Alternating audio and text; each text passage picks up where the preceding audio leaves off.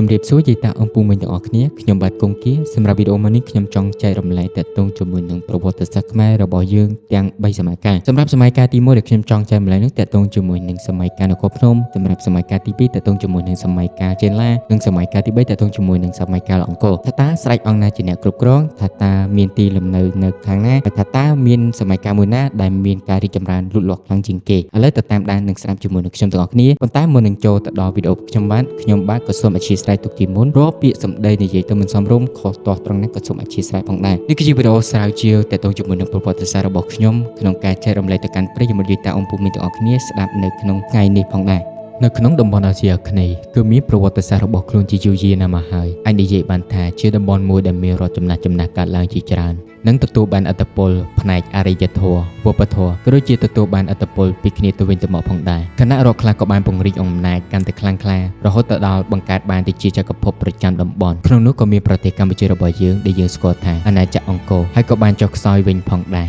អាណាចក្រភ្នំគឺជាអាណាចក្រដំបូងបំផុតរបស់ខ្មែរដែលចាប់ផ្ដើមកកើតឡើងកំឡុងឆ្នាំ58ដល់ឆ្នាំ550នៃគ្រិស្តសករាជអាណាចក្រនេះត្រូវបានបង្កើតឡើងដោយព្រះមហាក្សត្រដែលមានព្រះនាមថាព្រះបាទកៅណ្ឌិន្យនិងព្រះនាងសោមានៅក្នុងរឿងព្រេងខ្មែរដែលយើងហៅថាព្រះថោងនិងនាងនាគសម្រាប់ឯកសារចិនព្រះបាទហ៊ុនទៀននិងព្រះនាងលេវយីប្រហែលនៅក្នុងឆ្នាំ58នៃគ្រិស្តសករាជដំបូងឡើយអាណាចក្រនេះមានរាជធានីនៅតំបន់អូកាខេត្តក្រមួសកម្ពុជាក្រោមសព្វថ្ងៃតែក្រោយមកក៏បានផ្លាស់ប្ដូរទៅក្រុងវិជ្ជថបុរៈនៅឯបាភ្នំខេត្តព្រៃវែងវិញបានត្រឹមតែប៉ុន្មានរយឆ្នាំប៉ុណ្ណោះ